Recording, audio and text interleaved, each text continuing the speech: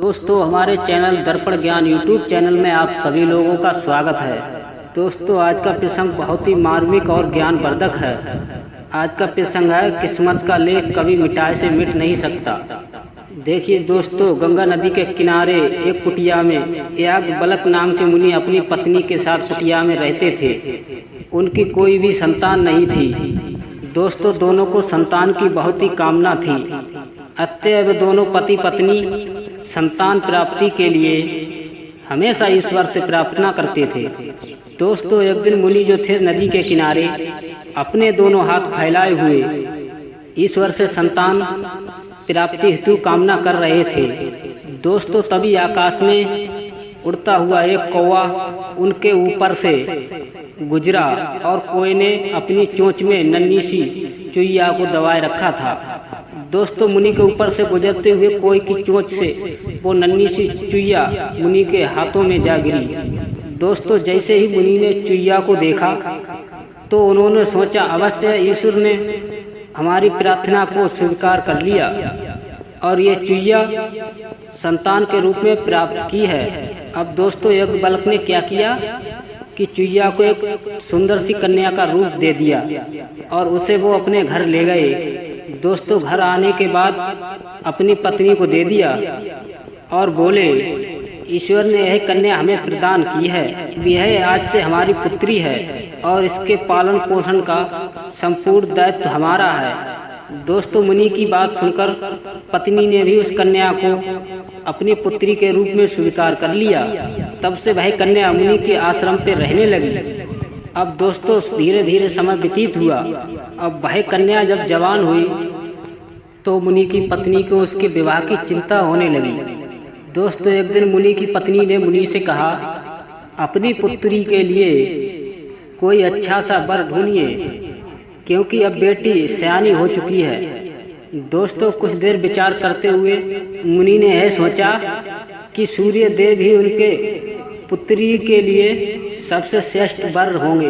उन्होंने सूर्य देव की आराधना की। जब सूर्य देव ने दर्शन दिए तो साधु ने अपनी पुत्री से पूछा, क्या तुम्हें सूर्यदेव अपने पति के रूप में स्वीकार हैं? दोस्तों, वो चूहा रूपी पुत्री कहने लगी, क्षमा करें पिताश्री, सूर्यदेव में इतना ताप है कि उनके पास जाते ही मैं जल करके भस्म हो जाऊंगी। मैं इनसे विवाह कैसे कर सकती हूँ?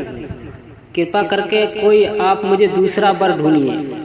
दोस्तों, पुत्री का उत्तर सुनने के बाद मुनि ने सूर्यदेव से ही पूछा, सूर्यदेव, अब आप ही ये बताइए कि मेरी पुत्री के सबसे श्रेष्ठ वर कौन है?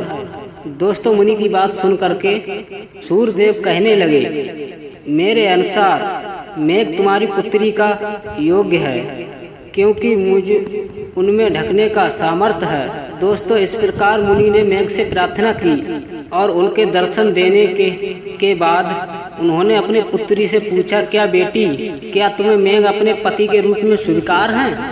तो दोस्तों, चूहा रूपी वो पुत्री कहने लगी, मैं इतने काले व्यक्ति से विवाह नहीं कर सकती, साथ ही इनकी गड़गड़ाहट से मुझे बहुत डर लगता है। दोस्तों, फिर मुनि ने मेघ से परामर्श लिया, अब आप ही बताएं मेरी पुत्री के लिए सबसे अच्छा वर कौन है? तो मेघ कहने लगे, मेरे विचार में वायु देव तुम्हारी पुत्री के वर ठीक रहेंगे, क्योंकि उनमें मेघ को उड़ाने के लिए शक्ति है। दोस्तों, उन्हीं ने इस प्रकार वायु देव की आराधना की। आराधना करके उनको प्रसन्न किया और उनके दर्शन देने पर मुनि ने अपनी पुत्री से पूछा, क्या तुम्हें वायु देव स्वीकार हैं? तो चूहा रूपी पुत्री कहने लगी, पिताश्री, वायु देव तो बड़े चंचल हैं, कभी एक स्थान पर टिककर नहीं रहते, मैं इनसे विवाह नहीं कर सकती। अब दोस्तों, अपनी बेटी की बात सुनकर मुनि ने वायुदेव से अच्छे वर के लिए पूछा तो वायुदेव कहने लगे कि मुझसे अच्छा पर्वत है जो मजबूती से एक स्थान पर डटा रहता है और तेज हवा, आंधी तूफान से भी नहीं डिगता है।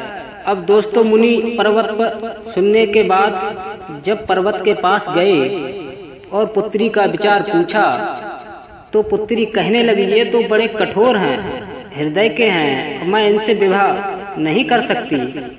दोस्तों मुनि ने तब पर्वत से, अब आप ही बताइए कि मेरी पुत्री का कोई स्वर्ग वर बताओ। दोस्तों मुनि की बात सुनकर के वो पर्वत कहने लगा, जो तुम्हारी बेटी के योग्य होगा वो एक चूहा है। वो कोमल तो है पर साथ ही पर्वत में भी सूरा कर सकता है। दोस्तों इस प्रकार पर्वत की बात सुनकर के मुनि ने एक चूहे को बुलाया और अपनी पुत्री से पूछा, क्या उसे चूहे से विवाह स्वीकार है? तो दोस्तों चूहे को देखकर मुनि की पुत्री और भय उस पर मुग्ध हो गई और उसने चूहे से विवाह करना स्वीकार कर लिया। दोस्तों जब मुनि की चूहा रूपी पुत्री ने एक चूहे के साथ में विवाह करना स्वीकार कर लिया और मुनि ने जब ये बात और नज़ारा देखा तो मुनि अपनी पुत्री से कहने लगे, ये सब भाग्य का ही खेल है। तुम इस दुनिया में चूहे के रूप में आई और भाग्य से ही तुम अपने चूहे से विवाह कर रही हो। मैं तुम्हें तुम्हारा मूल रूप वापस करता हूँ। दोस्तों ये देख कर के मुनि ने अपनी पुत्री को वापस एक चिड़िया का रूप दे दिया और उसका विवाह एक चूहे के साथ कर दिया। तो दोस्तों ध्यान रखना, भाग्य का लिखा हुआ कभी मिट नहीं सकता। दोस्तों इस प्रसंग से हमें ये सीख मिलती है कि